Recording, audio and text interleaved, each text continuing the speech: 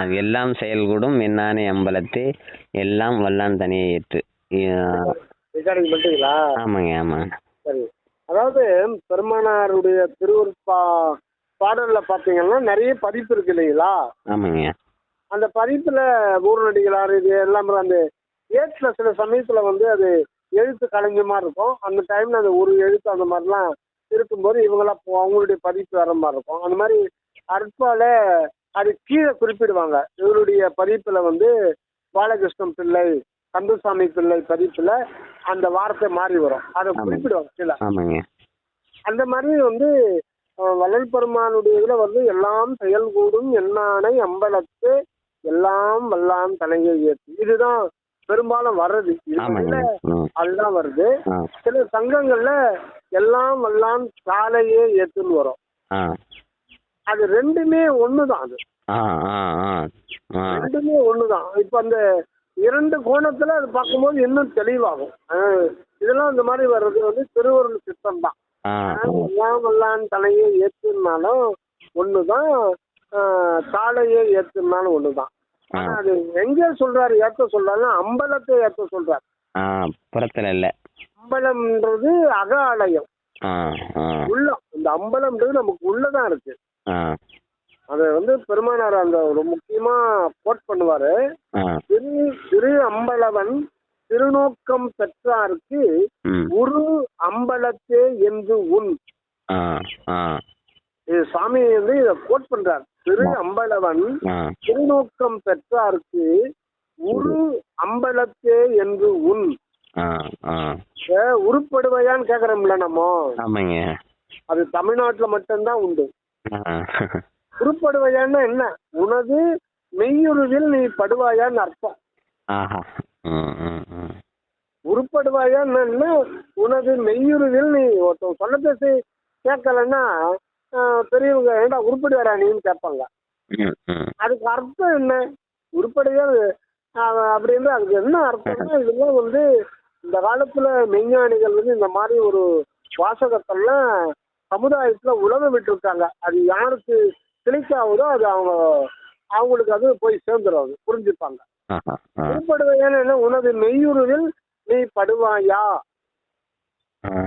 உனது மெய்யுருவில் படுவாயா. உனது உண்மை உறவு இந்த வெளியிலே உன் கண்ணால் தோற்றி கொண்டிருக்கிறது இந்த அசுத்த மாமிசத்தாலான சோற்று குப்பை கிடையாது. உனது உண்மை உருவம் நித்திய ஆன்மா, அதுதான் வந்து அருட்ஜோதி ஆன்மா அணுவா, அதுதான் உண்மையான நம்முடைய அகவடிவம். அந்த அகவடிவம் தான் நம்முடைய உண்மையான உருவம். உரு அதுதான் ஊரு. ஊருன்னு நம்ம போட்டோம்னா அது எழுத்துல வரும்போது 25ன்னு வந்துடும். உரு உரு அப்படின்னு நம்ம 2 எழுத்து 5 எழுத்து 1 2 3 பார்ப்போம்ல, 9 எழுத்தை வச்சு 9 எழுத்து தான். அதுல எத்தனை கோடினாலும் அதை வச்சு உருவாக்கிடலாம்.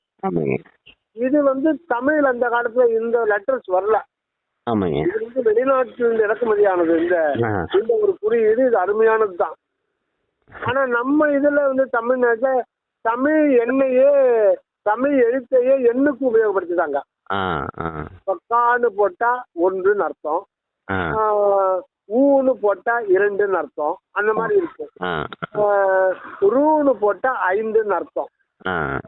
இப்ப வந்து 25 அப்படின்னு எழுதணும்னா ஊன்னு போடுவாங்க. ஊருன்னு போட்டா என்ன ஆகுது? 25ன்னு அர்த்தம். இப்ப வந்து அந்த காலத்துல வந்து இதெல்லாம் வந்து ₹1 நோட்ல தான் இருக்கும். ஒரு 50 வருஷத்துக்கு முன்னாடி ₹1 காயின்ல வராது பெரும்பாலும். ₹1 நோட்டே ஒரு 25 பைசா இருந்துச்சுன்னா ஒரு டீ சாப்பிடலாம் ஃபுல்லா. கப்டி தான், கப்டி 25 பைசா கொடுத்தா கப்டி திக்கா குடுத்துருவான். இன்னும் இருக்கும், ஒரு வேளை பசியே எடுக்காது. இன்னைக்கு ₹10 கொடுத்தா அதுல வந்து அந்த டூப்ளிகேட்டு இதை போடுறான், மட்டமான பாலை ஊத்துறான், என்னவோ அது கொஞ்சம் தான் இருக்குது, ஒரு 1/2 கப்பு தான். அப்போ வந்து எவ்வளவு கொடுக்கணும்னா ₹1/4 கொடுக்கணும். அத ₹1/4 தான் சொல்லுவாங்க. ரூபா, ரூபம், உருபா, அது பாருங்க அந்த உரு வந்துட்டு பாருங்க. ரூபான்ற ஒரு தமிழ் சொல்லுல உரு உரு ரூபா ரூபம் உருவம் எல்லாமே அதுல அடங்கியது. ரூபம் உருவா. அந்த ரூபம்ன்றது கால் ரூபா. கால்ன்றது இறைவனுடைய திருவடி. கால் 25ன்னா என்ன, கால் ரூபான்னு சொல்ற முடியுங்களா? அந்த கால்ன்றது என்னன்னா இறைவனுடைய திருவடி நிலைதான். இறைவனுடைய திருவடி தான் நமக்கு உண்மையான உருவமா இருக்கு. இறைவனுடைய திருவடியே தான் நமக்கு உண்மையான உருவமா நமக்கு கொடுக்கப்பட்டிருக்கிறது. இப்ப இறைவனுடைய திருவடி தான் சிற்றம்பலம், சிற்றம்பலம் தான் ஆன்மா, அதுதான் நம்முடைய அகவடிவம். மனிதனுடைய அகவடிவம்ன்றது அந்த ஆன்ம நித்திய ஆன்ம அருள்ஜோதி சொரூபம் தான் நம்முடைய உண்மையாக. அது அது என்னன்னா இறைவனுடைய திருவடி நிலை தான் அது. அதுதான் கால் உருவா.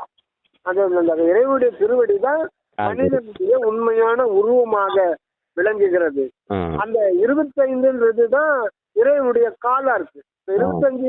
25 பைசா வந்து இப்ப நம்ம 25 பைசான்றோம். இந்த காலத்துல கால் ரூபான்னு தான் சொல்லுவாங்க. அந்த கால் தான் இறைவனுடைய ரூபமாக விளங்குகிறது. அப்ப அருட்பெருஞ்சோதி மகாமந்திரம் அருட்பெருஞ்சோதி, அருட்பெருஞ்சோதி தனிப்பெரும் கருணை அருட்பெருஞ்சோதி. இந்த இதுல வந்து தமிழ் இலக்கணப்படி அசைகள் எத்தனை இருக்குன்னா 25 அசைகள்.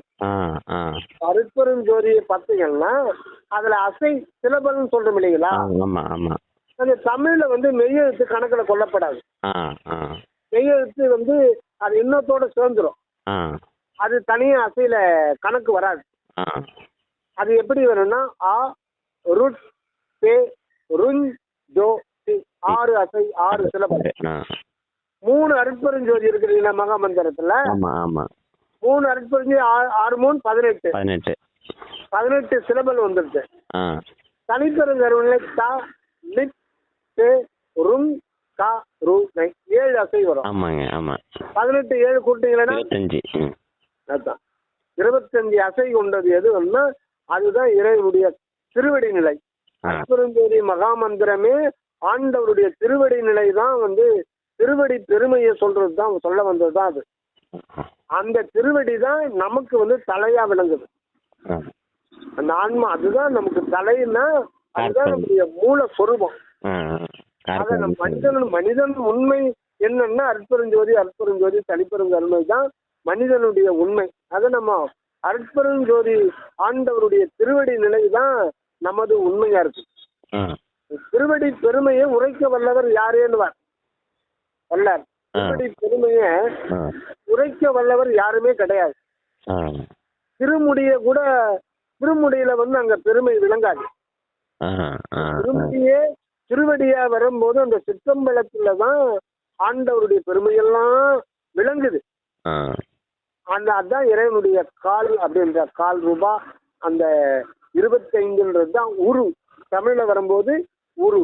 அதுதான் திரு அம்பலவன் திருநோக்கம் பெற்றார்க்கு உரு அம்பலத்தே என்று உன் என்பதை உணர்வாயாக மெய்ப்பட உணர்வாயாக உனது சொந்த சுயானுபவத்தில் அதை சுய அனுபவத்தில் கொண்டு விளங்குவாயாக.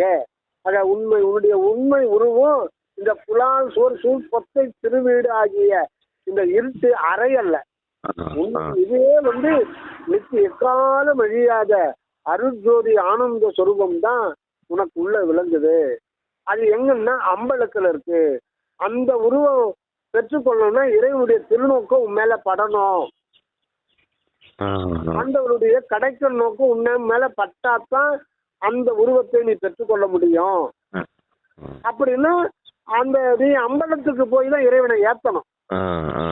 நீ அம்பலத்துக்கு போய் இறைவனுடைய சன்னிதானத்துல போய் அந்த இறைவனை ஏற்றும் போதுதான் அவரு மனம் இறங்கி உனக்கு அவருடைய கடைக்கல் நோக்கு பட்டுச்சுன்னா போதும் உன்னுடைய உருவம் அம்பலத்துல விளங்கும்.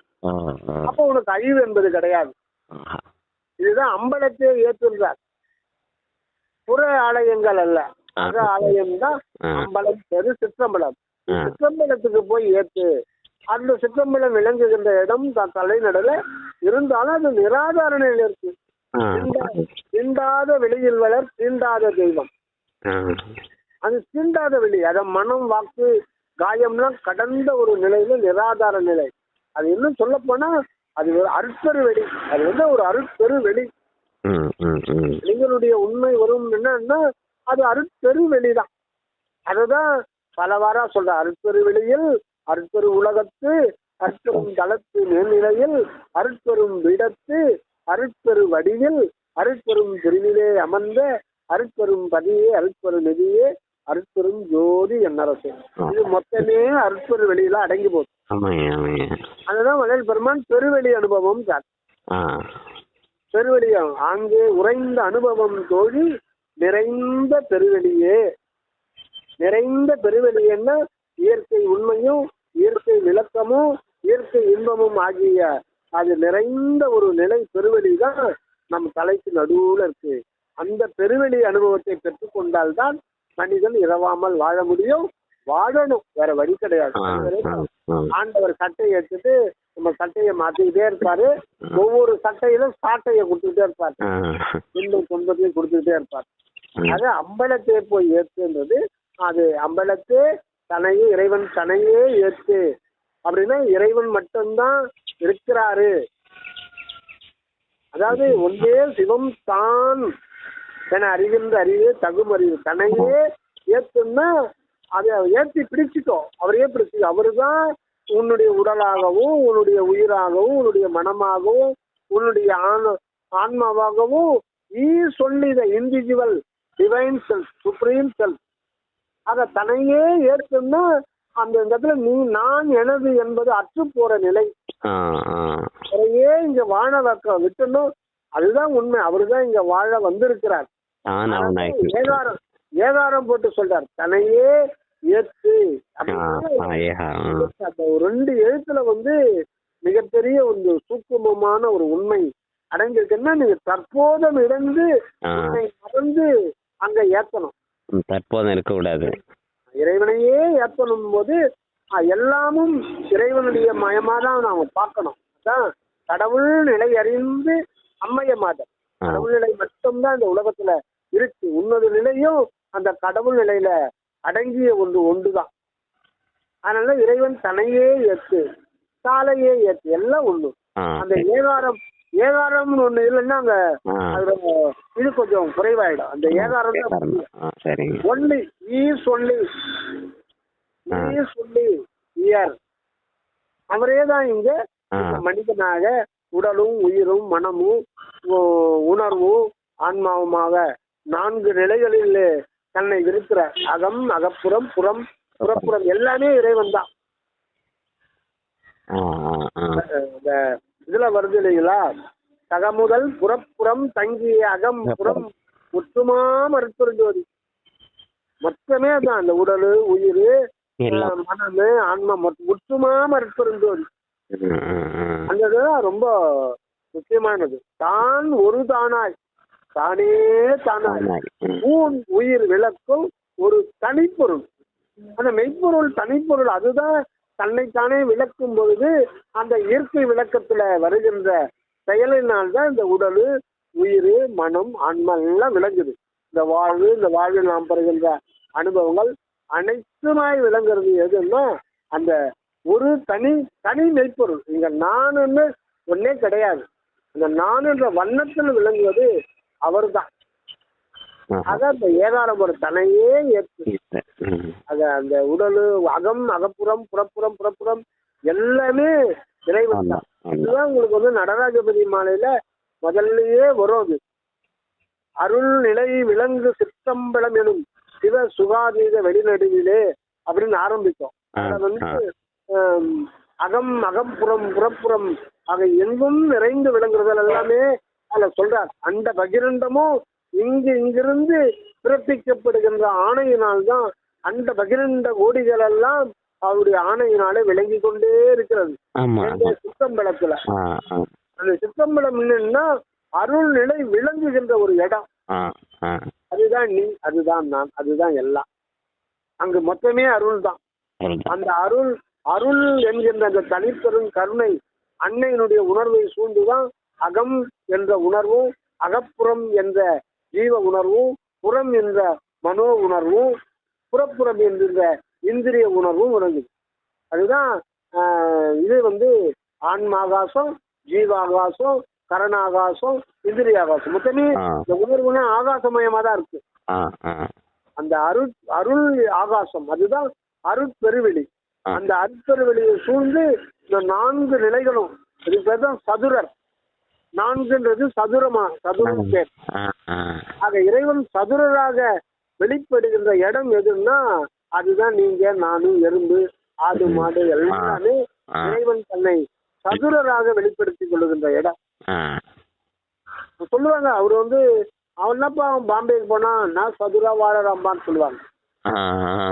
அகண்ட வெளியில இருக்கிற ஆண்டவர் இங்க சிற்றம்பலத்துல வந்துதான் சதுரராக வாழ வந்திருக்கிறார். அவர்தான் நீங்க நானு. அப்ப நாம வாழ வந்திருப்பது நாமல்ல, அவர் தான் இங்க சதுரராக வாழ வந்திருக்கிறார். அந்த டுவலிட்டி அனுபவத்துல வாழ வந்திருக்கிறார். எங்க சதுரராக வாழ வந்திருக்கிறார், நிராதார நிலையில் வாழ வந்திருக்கிறார். இந்த ஒரு நிலை தான் ரொம்ப ரொம்ப முக்கியமானது. இந்த ஒரு நிலை தான் அதுதான் நம்ம நான் இருக்கும் இடத்தில் வந்து அமர்கின்றார் சொல்றாரு இல்லைங்களா? அந்த நான்ன்றது என்ன? நான் அப்படின்ற ஒரு சொல் வந்து எதை குறிக்க? ஓங்காரனாகிய நான் நாக்கு தானே. அகராதியில கடைசியில தான் வரும். ஆடு மாடு எல்லாத்துக்கும் நாக்கு இருக்கு. ஆனா மனிதனுடைய நாக்கு வந்து சொல்லை வெளிப்படுத்தும். அந்த சொல் என்னென்ன? அந்த சொல்லுதான் ஓங்காரம். நான்னா அந்த ஓங்காரம் என்கின்ற மொழி, அதுதான் பொய்யாத மொழியின் பேர். பொய்யாத மொழியும் மயல் செய்யாத செயலும் வீண் போகாத நாளும் விடயம் புரியாத மனமும் எய்யாத வாழ்வும் வேறு எண்ணாத நிறைவும் இணையென்றும் மறவாத நெறியும் இரவாத தகவும் மேல் பிறவாத கதியும் இவ்வேளையேற்கு அருள் செய் கண்டாய் பொய்யாது குவையாது குமையாது மனம் வீசு கோமள செய்வ மலரே போவாத முற்றமே குறையாத மதியமே கோடாத மணி விளக்கே ஐயான நம் கொண்ட அன்னலார் மகிழ் மணியே அகிலாண்டமும் சராசரமும் ஈந்தருள் கர சிவானந்த வள்ளி உமையே. இந்த பாடல இந்த பொய்யாத மொழி தான் முதல்ல சொல்றார். அதுதான் பொய்யாத மொழி. அந்த மொழி எப்பவுமே பொய்க்காது. பொய்க்காத ஒரு மொழி அது என்ன? அந்த மொழி தான் ஓம். அதுதான் அகர உகரமாக, அதுதான் பொய்யாத மொழி. இதுதான் கிறிஸ்துவர்கள் வந்து ஆதியில் வார்த்தை இருந்தது, அந்த வார்த்தை கடவுளோடு இருந்தது, அது கடவுளாய் இருந்தது, அதுவே மாம்சம் ஆயிற்று. மாம்சம்னா அதுவே உடலும் உயிரமாக வருது. அந்த அதுதான் வார்த்தை. ஒரு வார்த்தை எப்படி கடவுளா இருக்கும்? அகண்ட வெளியில இருக்கிற இறை உண்மையானது தன்னை வந்து அருவம், அருவுருவம், உருவம் என்ற 3 நிலையும் சேர்ந்த ஒரு நிலையில தனது உண்மை அப்படி வெளிப்படுத்துது. உருவ சித்தி, அருவுருவ சித்தி, அருவ சித்தி. அதுதான் அகரம், உகரம், மகரம். அகரம்ன்றது இந்த காயம், இந்த உருவம், அது உருவ தோற்றம். உகரம்ன்றது உயிர், மகரம்ன்றது ஆன்மா. ஆக இதுதான் அருவம், அருவுருவம், உருவம். உருவம் இப்படிதான் போனோம். உருவம், அருவுருவம், அருவம். இதுதான் ஆ உ இம். இந்த இதை குறிக்கிறது ஒரு குழு குறிதான் இந்த எழுத்து. ஒரு எழுத்து தனது இயற்கை உண்மையை விளக்கம் செய்கின்ற பொழுது அது வந்து இந்த ஒரு 3 தோற்றத்தும் ஒன்று கூடிய ஒரு ஓங்கார வண்ணமாக ஆண்டவர் தன்னை வெளிப்படுத்தி தனது இயற்கை விளக்கத்தை இயற்கை தனது இருப்பையே இந்த இருப்பாக மாற்றிக்கொள்ளதான் இவ்வளவு ஏற்பாடும். அதுதான் அந்த ஒரு சொல்லுக்கு பேர் தான் பொய்யாத மொழி. அதான் உரைக்காத சொல். இதை வச்சுதான் வள்ளல் பெருமான் வந்து நீங்க அந்த ஒரு இது அனுப்பிச்சீங்கல்ல போட்டோ எல்லாம் வல்லான் தனையை ஏற்று, அதுல என்ன பாடல் அனுப்பிச்சீங்க பாத்தீங்களா? அதுல இருக்கிற பாடல் அது கீழே என்ன பாடல் அனுப்பிச்சீங்க, அதுதான் அங்க முக்கியம். நம்மளையே அறியாம ஒரு கருத்து வெளிப்படுது. நன்னானும் கடந்தே ஒளிர் ஞான சபாபதியே சபையாய் அருட்புண்ணியனே உன்னால் வாழ்கின்றேன் என்னால் ஆவதொன்றும் உண்மை உரைத்தருளேன்னு சொல்றாரு இல்லைங்களா? என்னால் ஆவதொன்றும் உனக்கு என்னாலாவது ஒன்று உனக்கில்லை எனினும் எந்தாய் உன்னால் வாழுகின்றேன் எனக்கு உண்மை உரைத்தருளே. ஆமாங்க. உன்னால் வாழுகின்றேன்னா இங்க வாடுறது நான் அல்ல நீன்னு சொல்லி தெரிஞ்சுக்கிறது தான் ஞானம் அடைதல். உன் செயல் நான் என்பது உன்னுடைய இயற்கை விளக்கம், அது பேர் நிகழ்ச்சி. நான் என்பது இறைவனுடைய நித்திய தொடர் நிகழ்ச்சி. அது வந்து அருள் சுடர் நிலை, இயற்கை விளக்க நிலை தான் நான். இந்த நான் அப்படின்ற ஒரு இதுவே வந்து நாக்கு என்ற உறுப்பை குறிப்பதல்ல, அது வந்து ஆண்டவருடைய உண்மையை ஓங்கார வண்ணமாய் வெளிப்படுத்துகின்ற ஒரு சொல். அதுதான் சொல்லுன்னு சொல்றோம். அதுதான் சரவண சாமி சொல்லுன்றதே வந்து ஓங்காரத்தை குறிக்கும். அந்த உண்மையை வந்து அந்த ஓங்காரம் என்கின்ற ஒரு இதா வெளிப்படுத்துறார். அது அருவம் அருவுருவம் உருவ சித்தியோட வெளிப்படுத்துறதுதான் ஆ உ இம். இதுதான் இந்த நான் அப்படின்ற சொல்லுக்கு பொருள். நான் சொல்றேன், நான் ஒரே இதில் சொல்லுவாங்க. நான் வந்தேன், நான் வந்தேன்றதை விட நான் வந்தேன், நான் வந்தேன், நான் சொல்றேன் இல்லைங்களா? இன்னும் வராது. நான்றதே ஓங்காரம் என்கின்ற அந்த நாக்கு வெளிப்படுத்துகின்ற சொல் எதுன்னா அந்த சொல் தான் ஓங்காரம். அதுதான் நான்னாலே அது வந்து அந்த அவங்க சொல்ல கிறிஸ்து சொல்றாங்களா, ஆதியில் வார்த்தை இருந்தது, அந்த அந்த சொல்ல தான் இது சொல்ற. அதுதான் பொய்யாத மொழி. அந்த பொய்யாத மொழி தான் நம்முடைய வடிவம், நம்முடைய வண்ணம். மொழின்னா அங்க லாங்குவேஜ் அர்த்தம் கிடையாது. பொய்யாத மொழி என்பது ஓங்காரத்தை குறிக்குது. அதுக்கு மரணம் என்பது கிடையாது. அதுதான் தமிழ் மொழி. அதுதான் அகர உகர மகரம்ன்றது நம்முடைய திரிவேக சித்தி நிலை. அந்த பொய்யாத மொழி தான் திரிவேக சித்தியா வெளிப்படுது. அதான் அகரம் முதலாகன்னு வருதுங்களா? ஆமா, அகர உகர மகரம். ஆமா, அந்த திரிவேக சித்தி நிலை தான் பொய்யாத மொழி. அந்த இதுதான் முதல் அந்த ராமலிங்க அடிகளார் அந்த ஆன்மா அந்த பொய்யாத மொழியை தான் திரிவேக சித்தியா பெற்றுக்கொண்டது. இனி வரும் ஆண் மக்களும் அதை பெற்றுக்கொள்வதற்கு வேண்டும். அவரே எல்லா வேலையும் செஞ்சுட்டு இருக்கார். அதுக்காக காரியப்பட்டுக்கிட்டே இருக்காரு அக உலகத்துல. அததான் இந்த பாடல்ல உன்னால் வாழ்கின்றேன் எனக்கு உண்மை உரைத்தருளேன். உண்மைன்னா என்னவோ எனக்கு தெரியாத ஒரு ரகசியத்தை நீ வச்சுல அதை போட்டு உடைச்சிரு. உண்மையை சொல்லு, பொய்ய சொல்லாதன்னு அர்த்தம் கிடையாது. உண்மை உரைத்தல்னா அகண்ட வெளியில் இருக்கிறது உண்மை. நம் தலைக்கு நடுவது அது விளக்கம் செய்யுது, அது விளங்குகிறது. அதுதான் உரைத்தல். அந்த உண்மையை உரைத்தலும் போதுதான் அது வந்து ஓங்காரமா வெளிப்படுது. நீங்க வந்து அந்த இதுல திருவருட்பா இதுல பார்க்கும்போது அந்த சத்திய ஞான சபைய கட்டுறதுக்கு இறைவனே வந்து அற்புதஞ்சோதி ஆண்டு வரலாறுக்கு ஒரு ஆணை செய்யறார். இதெல்லாம் உள்ள பூந்துட்டு இருக்கும் அந்த வார்த்தை. என்னன்னா சுத்த சன்மார்க்கத்தின் முக்கிய லட்சியமாகிய, நல்லா நோட் பண்ணீங்க, இது ஆண்டவரே சொல்ற வரலாறுக்கு. சுத்த சன்மார்க்கத்தின் முக்கிய லட்சியமாகிய உண்மை விளக்கம் செய்தற்கு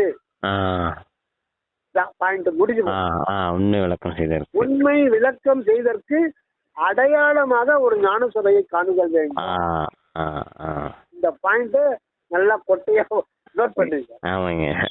சன்மார்க்கத்தின் முக்கிய லட்சியம் என்னன்னா ஆண்டவர் சொல்றார் உண்மை விளக்கம். உண்மைன்றது அகண்ட வெளியில் இருக்கிற அந்த அன்பு தத்துவம் தன்னை விளங்க செய்கின்ற பொழுதுதான் நம்ம அதுதான் ஓங்காரமாய் வெளிப்படுது.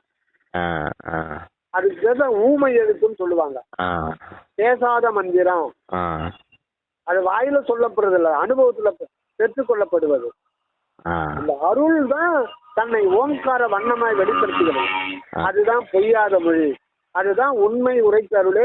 நீங்க அனுப்பின அந்த இதுல போட்டோ அனுப்பிங்களா? வந்திருக்கு. அதான் அந்த பொய்யாத மொழி எனக்கு சொல்லு, அந்த உண்மை உரைத்தருளு. அதுதான் வந்து சுத்த சன்மார்க்கத்தின் முக்கிய லட்சியமாகிய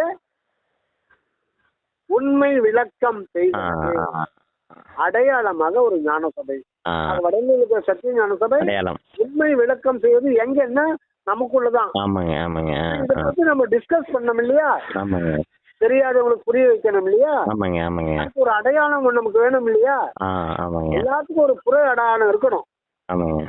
ஆக வழிகாட்டுதல் இருக்கணும். அதனால நமக்கு வடலூர் வந்து உண்மை விளக்கம் செய்வதற்கு அடையாளம். அங்கே வள்ளல் பெருமானால் ஆண்டவருடைய அருளால் எழுப்பப்பட்ட சத்திய ஞான சபை நமக்கு வழிகாட்டி கொண்டிருக்கிறது. ஆமாங்க ஆமாங்க.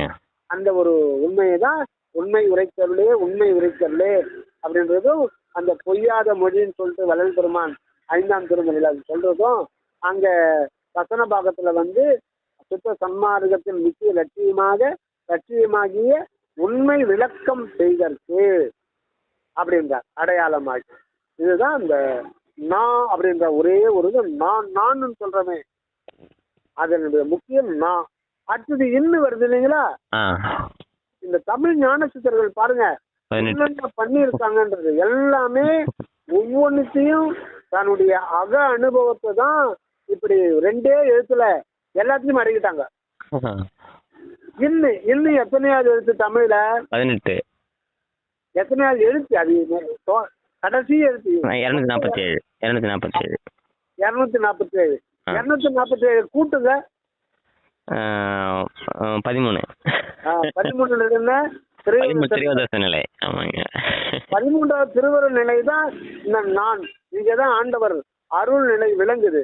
அதான் சொல்றார், நான் இருக்கும் இடத்தில் வந்து அமர்கின்றார். இதெல்லாம் யாரு சொன்ன சாமி தான் நமக்கு சொல்றாரு. ஆமாங்க ஆமாங்க. அப்போ 2, 4, 7ன்றதுன்னா 7 நிராதார நிலைக்கு நம்ம வந்தாதான் அதை பத்தி தெரிஞ்சுக்க முடியும். 4 நடுவில் இருக்கிற 4 தான் அகம், அகப்புறம், புறம், புறப்புறம் ஆகிய உணர்வு ஆகாச நிலைகள் புடைசூழ விளங்குகின்றார். அத நீங்க சொன்ன அந்த 4 சதுர நிலையா அதுல வந்துருது. ஆமாங்க. சதுர நிலை, அதுதான் சதுரர். சதுர பேரருள் தனிப்பெரும் தலைவன் என்று எதிர்த்து ஓங்கிய என் தனி தந்தையே வருதுங்களா? ஆமாங்க ஆமாங்க. சதுர பேரருள் தனிப்பெரும் தலைவன். நீங்க நிறைய இடத்துல சதுரர்ன்றது வரும். ஆமாங்க ஆமாங்க. கடாசல உரி சதுரன், கடாசல உரி போர்வையான் வருதுங்களா? திருவடி போர்ச்சில வரும். ஆமாங்க. சதுரன் கடாசல உரி போர்வையான் சதுர பேரருளித்து சதுர பேரருள் தனிப்பெரும் தலைவன். ஏன் இங்க சதுரம், வட்டம், செவ்வகம் இதெல்லாம் சொல்றாரு இறைவன்? அது ஒண்ணுமே ஒரு உண்மையை குறிக்குது. அகம், அகப்புறம், புறப்புறம், புறப்புறம் இந்த 4 நிலைகள்ல அண்டத்தில 4, பிண்டத்தில 4 இந்த 4 நிலைகள்ல அது ஆண்டவர் விளங்குகின்ற நிலைதான். அந்த 4 நிலைகளும் இயற்கையாவே உடை சூழ்ந்து விளங்குது.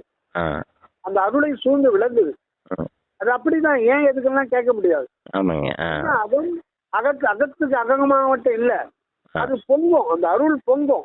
அகத்துல பொங்கும், அப்புறம் அகப்புறத்துல பொங்கும், அப்புறம் புறத்துல பொங்கும், புறப்புறத்துல பொங்கும். அதான் பொங்கலோ பொங்கல். அருள் பொங்கி பொங்கி பொங்கி வழிதான். இந்த ஒரு நிலைதான் தாயுமான ஒரு பாடல் அது வரும். எங்கும் பொங்கி அப்படின்னு வரும். இந்த பொங்கின்ற வார்த்தை வந்து அகவல்ல நிறைய இடத்துல வரும். படிச்சு பாருங்க. அந்த அகத்தில் தங்கியுள்ள அந்த அந்த ஓங்கார உண்மை வந்து அருள் உண்மை வந்து 4 இடத்துல பொங்கி வழிதான். அதான் சதுர நிலை. முன்னாடி இருக்கிற 2 எதுன்னா அதுவே ஆண்டவருடைய இருப்பும் அவருடைய தன்மையும் சேர்ந்து விளங்குது அகர உகரமாக. அதுதான் அற்பெருஞ்சோதி தனிப்பெருங்கருணை. அற்பெருஞ்சோதி தனிப்பெருங்கருணை அதுதான் அகர உகரம். அதுதான் வந்து ஆண்டவருடைய இருப்பும் அவரோடு அத்துவிதமாக இருக்கிற அந்த அருள் தன்மை. அதுதான் நம்ம அன்னையப்பன் சொல்றோம். அம்மையப்பன் அவருடைய தன்மையை தான் நம்ம அம்மை என்றோம். அவருடைய இருப்பை வந்து சிவம்ன்றோம். அதுதான் கருணையும் சிவமே பொருள்ன காணும் காட்சியே பெருக. அததான் வள்ளல் பெருமான் இறைவன் ஆண்டவர் இறைவனுக்கு சொல்லும்போது அந்த சிவம் ஒன்றே சத்தியம் மகனே திகைப்படையேல் அருளோடு சேர்த்து 2 என கண்டறி. சிவம் ஒன்றே சத்தியம் சொல்லிடுறாரு. வேணும்னா அருளோடு சேர்த்து 2 என கண்டறி. அந்த இடத்துல வந்து அந்த இருப்பு நிலையில சிவம் அகண்ட நிலையில இருக்கிற இருப்பு நிலையில இருக்கிற சிவம் விலங்கு நிலையில வரும்போது அது அருள் அப்படின்ற பெயர் பெறுது. ஆஹா. அதான் உண்மை விளக்கம். ஆ, ஆ. இது ரெண்டும் சேர்ந்த நிலை தான் அற்பெருஞ்சோதி தனிப்பெரும் கருணை. ஆமாங்க. அதுதான் அகர முகரம். அதை குறிக்கிறது தான் இரண்டு. ஒன்றது இரண்டது, ஒன்றின் இரண்டது, ஒன்றினில் ஒன்றது, ஒன்றெனும் ஒன்று. ஆக மொத்தத்துல ஒன்றுதான். ஆக ஒண்ணு தன்னைத்தானே அனுபவிப்பதற்காக இரண்டாக வருகிறது. அதை சொல்றதுக்காகத்தான் திகைப்படையில் சிவம் ஒன்றே சத்தியம் வேணும்னா நீ அருளோடு சேர்த்து இரண்டு என கண்டறிவு. அந்த 2, 4, 7. நீங்க சொல்ற மாதிரியே அந்த 7 வந்து நாதாந்த வெளிங்கிறதுல அதே நாதத்துல தான் வருதுங்க. யாரு சரிதானுங்க. சரியா 13. இதுதான் இன்னுன்ற எழுத்துல எவ்வளவு இருக்கு. ஆமா ஆமா. அந்த 7 வந்து நீங்க சொல்றதுல நாதாந்த வெளின்னு நீங்க அந்த 13 நிலையில நாதாந்த வெளிங்கிறது அதுவும் நாதத்தை தான் குறிக்குதுங்க. ஆமா ஆமா ஆமா கரெக்ட்.